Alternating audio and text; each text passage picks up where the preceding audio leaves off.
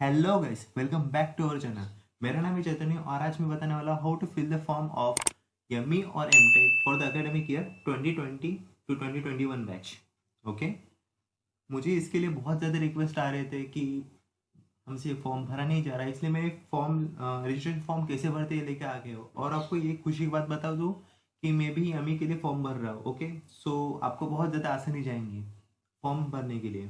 Okay, सो आगे चलते हैं। सबसे पहले हम जो वेबसाइट यूज़ कर रहे हैं तो उसका वेबसाइट का नाम है www.mahacity.org। यस, सो आप इस वेबसाइट पे जाके आप अपना फॉर्म फिलअप कर सकते हैं। सो हम जाएंगे बाद में वहाँ पे। आपको मैं सबसे पहले सब प्रोसेस बताता हूँ कि क्या क्या होने वाला है और क्या क्या नहीं। तो हम जब फॉर्म फिल करेंगे और आपका पूरा एक वन मंथ आपका पूरा का पूरा फॉर्म फिल करने में ही जाने वाला है।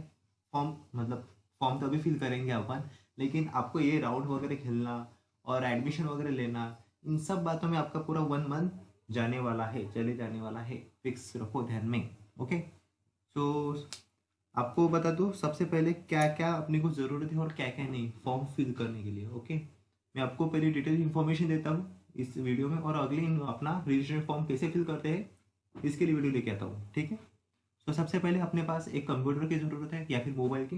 बाद में उसमें इंटरनेट फैसिलिटी होनी चाहिए जिससे हम फॉर्म फिल कर सकें। ओके, तो ये दो चीज़ें बहुत ज़्यादा ज़रूरी है। बाद में है अपने डॉक्यूमेंट्स, डॉक्यूमेंट्स अपने अपने साथ होने चाहिए। ओके, सो ये तीन चीज़ें बहुत ज़्यादा इंपॉर्टेंट है। बाद में स्कैनर हुआ है तो ठीक है अपने पास तो ठीक है, अगर नहीं है तो फिर आप अपने मोबाइल से स्कैन कर सकते हैं। Okay, with use of CamScanner और एनी अदर एप्लीकेशन। बाद में अब अपने डॉक्यूमेंट्स को वेरिफिकेशन के लिए आपको अपलोड करना पड़ेगा अपने वेबसाइट पे। ओके, सो उसे अपलोड उसे अपलोड कर दे और ये कंफर्म कर दे कि हमने हमारा वेरिफिकेशन के लिए अपने जो कुछ भी डॉक्यूमेंट्स है वो हमने अपलोड कर दिए। ओके, अब वो वहाँ से कंफर्म हो कर आ जाएंगे कि आपने सही से वो अपलोड करे कि नहीं करे। ओके, अगर आपने वो अपलोड सही से नहीं करे तो वो आपको फिर से री अपलोड करने के लिए कह देंगे। ठीक है, फिर बाद में कुछ कैप्स राउंड होंगे, उसके लिए आपको कुछ ऑप्शंस डालने पड़ेंगे अलग अलग कॉलेजेस के। अगर अपने अगर आपको वो ऑप्शन सही से ऑप्शन मिल गए, मतलब आपको सही अपना कॉलेज मिल गया, तो फिर आपको फीस पेड करनी पड़ेगी और फीस पेड करने के बाद आपको अपना कॉलेज अलॉट किया जाएगा। ठीक है, this is what the process.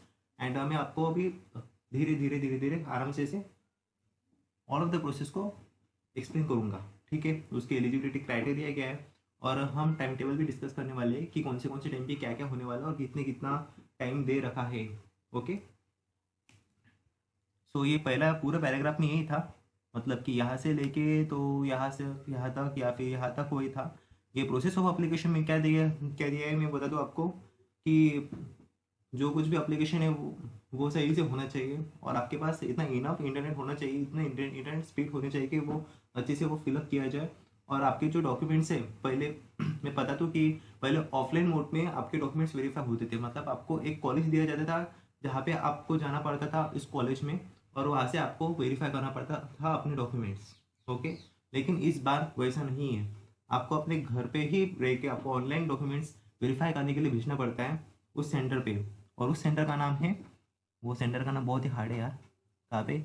E certainty, हाँ स्कर्टिनी, स्कर्टिनी स्क्रूटिनी सेंटर। ओके, वहाँ से आपके जो कुछ भी डॉक्यूमेंट्स है वो वेरीफाई होके आ जाएंगे और फिर आपको बताएंगे कि वो आपके डॉक्यूमेंट्स वेरीफाइड है या नहीं, मतलब वेरीफाई तो होंगे लेकिन आपके डॉक्यूमेंट्स सही है या नहीं। अगर वो सही नहीं होंगे तो फिर आपको रीअपलोड करने पड़ेंगे।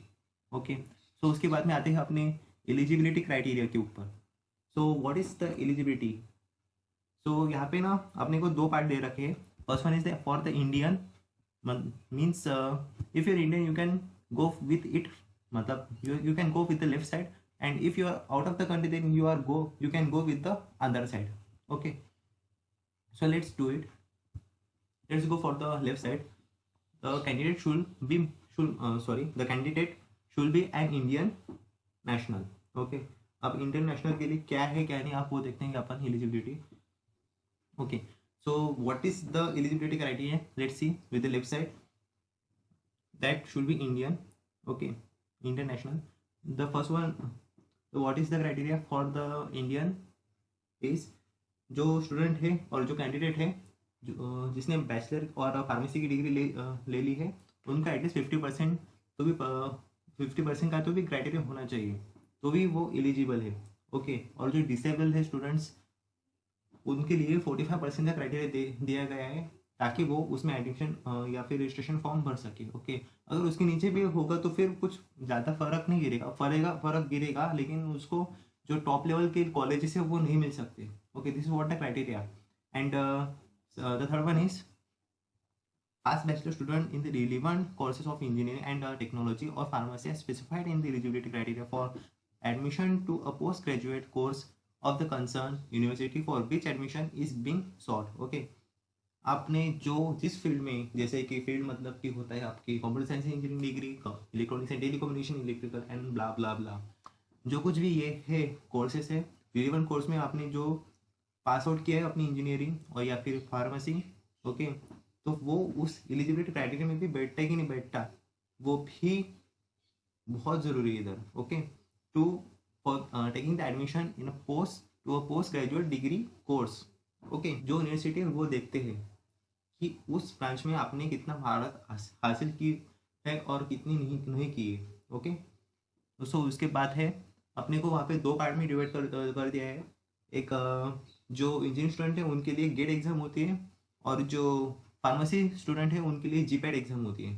ओके, मैं आपको बता दूंगा। अब जो जो स्टूडेंट है, उन लोगों ने जो गेट एग्जाम दी थी, मतलब कि इंजीनियरिंग स्टूडेंट, बैचलर स्टूडेंट, अगर उनको अच्छे मार्क्स हैं तो फिर उनकी वैलिडिटी चेक की जाती है, जो एक गेट एग्जाम की है, कि उन लोगों ने एग्जाम की कौन सी साल दी थी। अगर वो वैलिड है तो फिर वो आगे बढ़ सकते हैं, या फिर नहीं है तो फिर उनको शायद से फिर से गेट एग्जाम देनी पड़ेगी। ओके, और the same concept for the what pharmacy students। okay, so they will also check the eligibility criteria. If they will give the GPAT exam uh, within the validity, then they will able to take the admission, otherwise not। okay, so this is what the criteria, or as well as there is a criteria for the sponsor students। okay, uh, who the students who are full time work are applying for the job, and they will get the job for the full time work for the 2 years of experience। okay, they will also have the same criteria, and they will also apply for the registration form, or apply for the ME or MTech। okay, and the fifth one is, what are the criteria? GATE or GPAT qualified candidates, or the fifth point is, GATE or GPAT qualified candidates shall have preference over the not qualified students। okay, वो वही choose करने वाले हैं जिसको बहुत अच्छे marks है। वो जो लो नंबर ऑफ स्टूडेंट्स, मतलब जिनको बहुत कम मार्क्स है, वो उनको नहीं चूज करेंगे, जिसको अच्छे मार्क्स है वो उसको चूज करेंगे। ठीक है, this is what the criteria, and this is the same criteria for the NRI student. Okay, which is out of the country.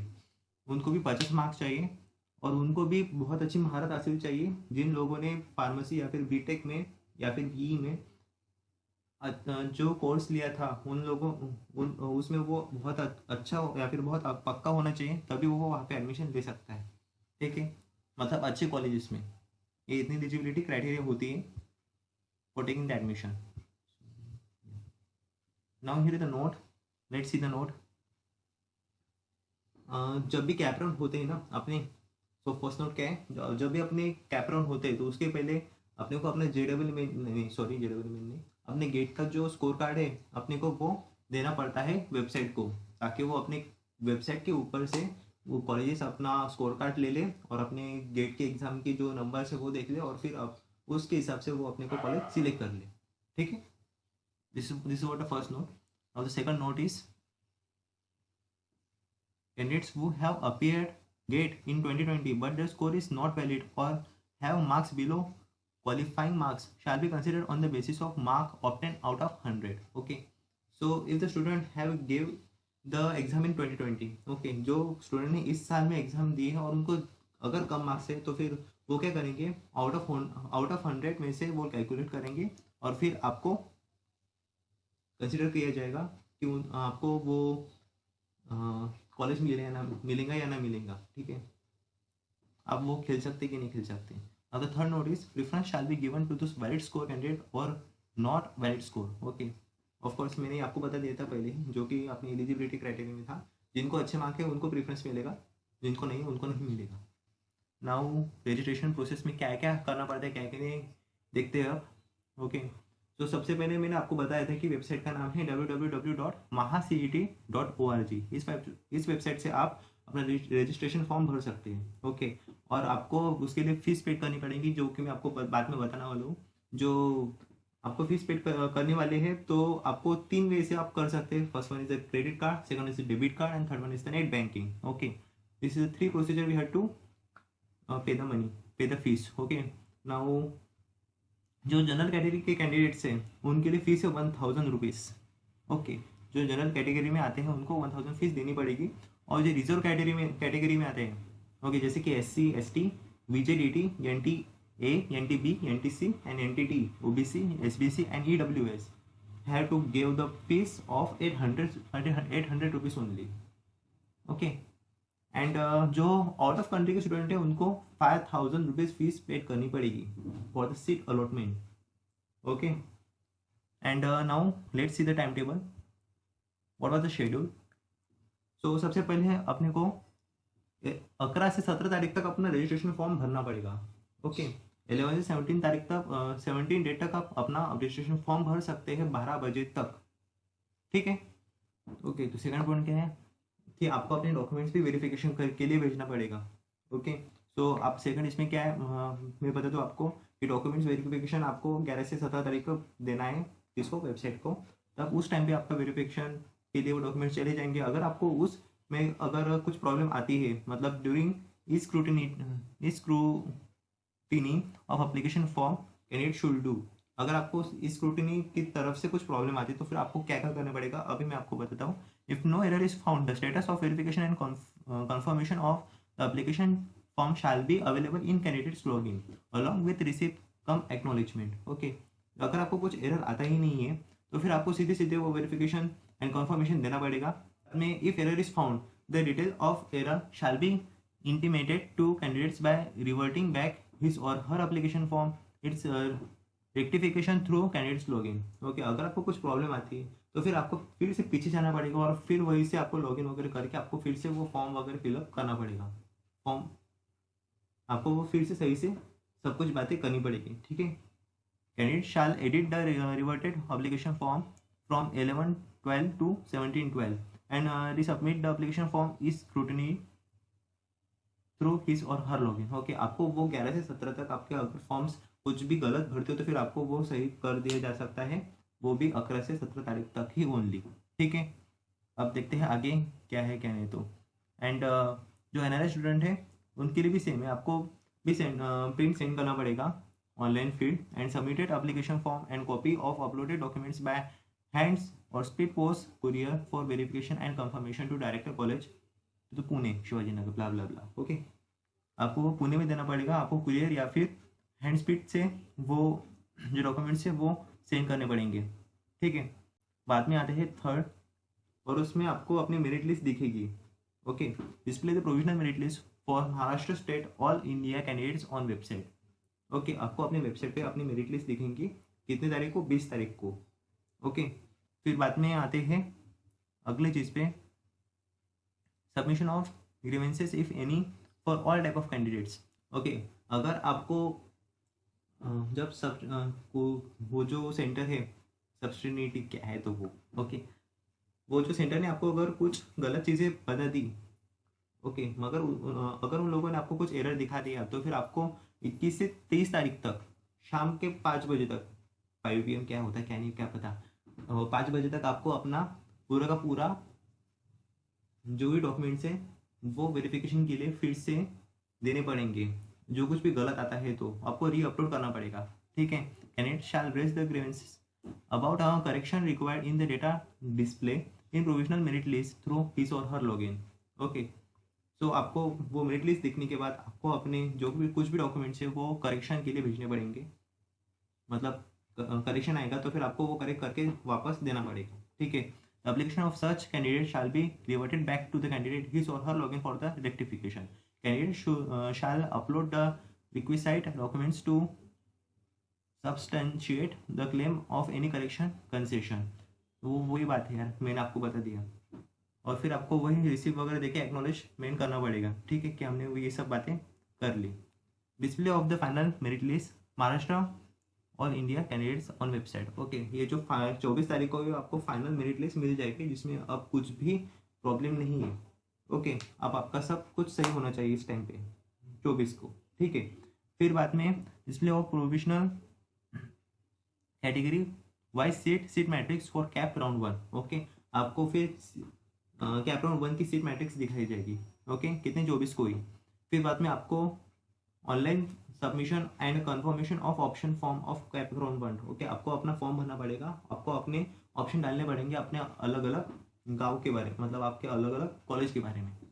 Okay, कितने 25 से 27 तक आपको टाइम दिया जाएगा, उसके अंदर आपको अपने ऑप्शंस डालने पड़ेंगे, आपको अपने कॉलेज रेफरेंस करने पड़ेंगे, ठीक है, मतलब फॉर्म फिल करना पड़ेगा। फिर बाद में आपकी उसकी 31 दिसंबर को रिजल्ट लगने वाला है, किसका, कैप राउंड फर्स्ट का। उसमें आपको दिखा दिया जाएगा कि आपको कौन से कॉलेज मिला और कौन सा नहीं, किसमें, फर्स्ट राउंड में, फर्स्ट कैप राउंड में। अगर आपको वो कॉलेज मिला तो फिर क्या करना चाहिए, क्या क्या नहीं करना चाहिए, वो आप 9th पॉइंट में दिखा दिया गया है, जिसमें लिखा गया है कि अगर आपको कुछ भी कॉलेज पसंद है, अगर आपको जो कुछ कॉलेज मिला अगर आपको वो पसंद है, तो फिर उसके साथ क्या करना चाहिए। अब आपके पास दो ऑप्शन है, एक तो फ्रीज करो या फिर फ्लोट करो।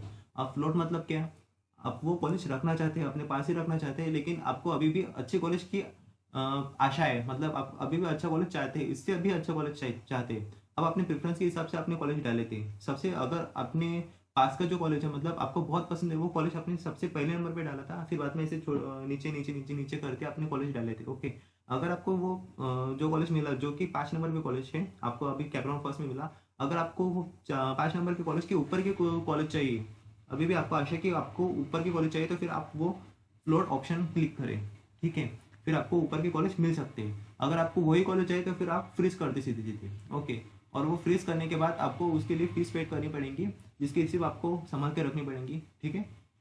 This is what the CAP round first, you have to do it.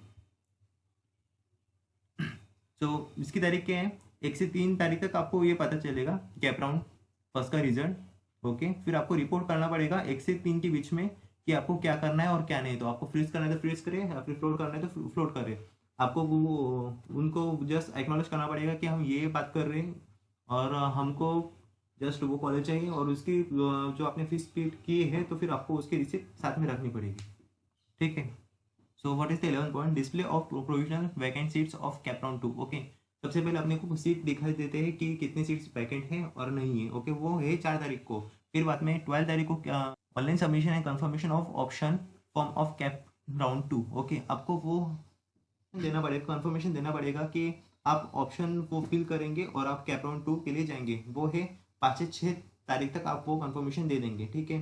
फिर बाद में provisional display of provisional allotment of cap round 2। Okay, फिर बाद में आपको उसका रिजल्ट दिखा दिया जाएगा, जो कि 8 तारीख को या फिर 8 डेट को आपको अपना रिजल्ट मिलेगा कि आपको कौन सा कॉलेज मिला है और कौन सा नहीं। ओके, फिर बाद में आपको अपना वो कॉलेज का एक्सेप्टेंस करना पड़ेगा। ओके, सो जिन लोगों को सबसे पहले राउंड में सीट मिली थी, ओके, और जिन लोगों ने वो फ्लोट किया था और वहाँ पे उन लोगों ने पैसे भी पेड किए थे, ओके, तो फिर उन लोगों को यहाँ पे पैसे फीस पेड करने की जरूरत नहीं, वो सीधे सीधे उस जो सीट मिली है उसको एक्सेप्ट कर ले और वो कॉलेज में जा सकते हैं, ठीक है।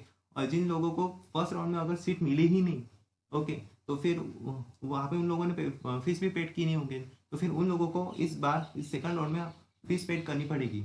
ओके, सो सेकंड राउंड में आपको फीस पेड करनी पड़ेगी, और फिर सीधे कॉलेज में जाके आपको जब डॉक्यूमेंट्स वेरिफिकेशन होंगे, आप जब वहाँ पे एडमिशन लेंगे, वो एडमिशन के टाइम पे आपको अपने फीस पेड करनी पड़ेगी। Okay, so here is the खत्म ऑफ रजिस्ट्रेशन फॉर्म। ओके, फिर बाद में थोड़ा सा वो दिया गया है, वो जो नॉर्मल चीज़ें, मतलब जितने भी वैकेंट सीट्स हैं उनके लिए क्या करने चाहिए क्या नहीं, वो जो मैनेजमेंट कोटा थ्रू एडमिशन लेते हैं, ऐसे 15 तारीख तक वो जस्ट डिस्प्ले कर देते, न्यूज़पेपर में बांट देते इधर उधर की इतने इतने वैकेंसीज है, आप अगर चाहते तो एडमिशन ले सकते हैं, और जस्ट लोगों को अट्रैक्ट करते हैं अपनी तरफ वगैरह वगैरह कुछ भी। और फिर बाद में उन लोगों को कट ऑफ देना पड़ता है वेबसाइट के लिए, वेबसाइट पे डालने के लिए कि हमारा इस साल का कट ऑफ क्या था क्या नहीं, तो अगले साल लोगों को थोड़ा सा है कि क्या कट ऑफ इस साल आ सकते हैं और क्या नहीं, तो ठीक है। फिर बाद में जस्ट कैंडिडेट्स को अपने सब डॉक्यूमेंट्स अपलोड करने पड़ेंगे कॉलेज के लिए। वो रहता है 15 तारीख तक, ओके। वो भी 12 बजे तक, फिर बाद में पूरा खत्म।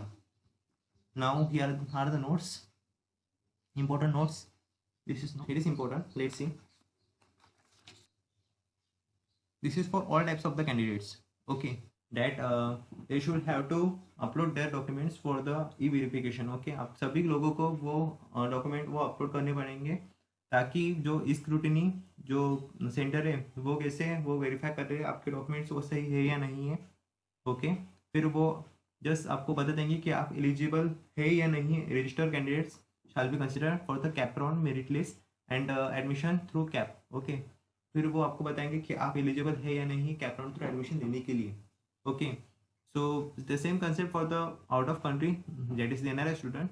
आपको भी अपने जो डॉक्यूमेंट्स है वो scrutiny through college of engineering Wellesley road Shivaji Nagar Pune को देना पड़ेगा, ओके। और एनआरआई स्टूडेंट शायद कम है अपने, तो मैं उनकी तरफ ज़्यादा ध्यान नहीं दूंगा, नहीं दे रहा, ओके।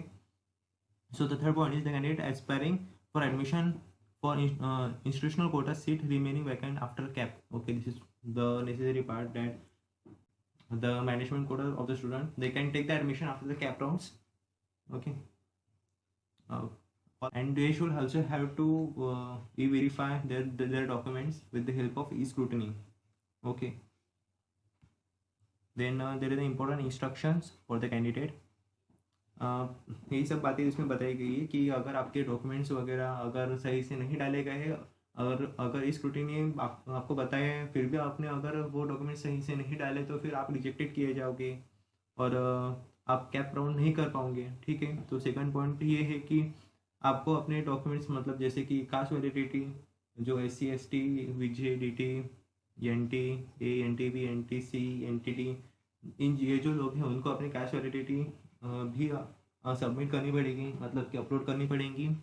अगर अपलोड नहीं की तो फिर आप आगे नहीं बढ़ सकते, ओके। और जो सिर्फ कुछ लोग हैं जैसे कि SC और ST, ये लोग छोड़ के आप अपने नॉन क्रिमिनल सर्टिफिकेट भी आपको अपलोड करना पड़ेगा। अगर आपने ये नहीं किया तो फिर आप जनरल कैटेगरी में माने जाओगे, ओके।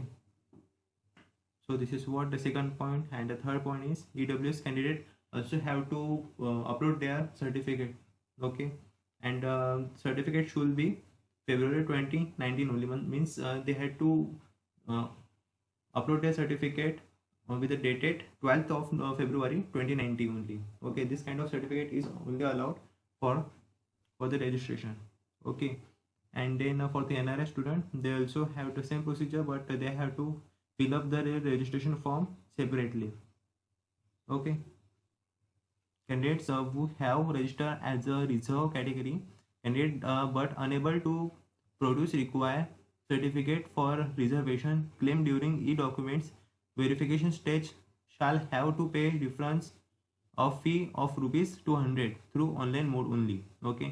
अगर आप फेल हो रहे कि आप अपने कैटेगरी मतलब आप अपने जो कास्ट है वो आपको डिक्लेयर नहीं कर पा रहे हो, अगर उसमें आपको अगर टाइम लगता है तो फिर आपको ₹200 फी पे करने पड़ेंगे, ओके। उसके बाद है once the candidate confirms his or her option form online through his or her login for the respective admission rounds, candidate will not be allowed to change or cancel, okay. This the main point. अगर आप अपनी जो cap round में जो मिला college है, आप अगर वो फ्रीज करते हो या फिर आप चेंज करना चाहते हो, मतलब फ्रीज करने के बाद अगर आप चेंज करना चाहते हो या फिर कैंसिल करना चाहते हो, तो ये पॉसिबल नहीं हो सकता, okay. Once you have just done all the things, then the next point is a candidate who has been allotted a seat shall download the provisional seat allotment letter, okay। Once the candidate allotted the seat, then they should have to download the seat allotment letter. This is the important point.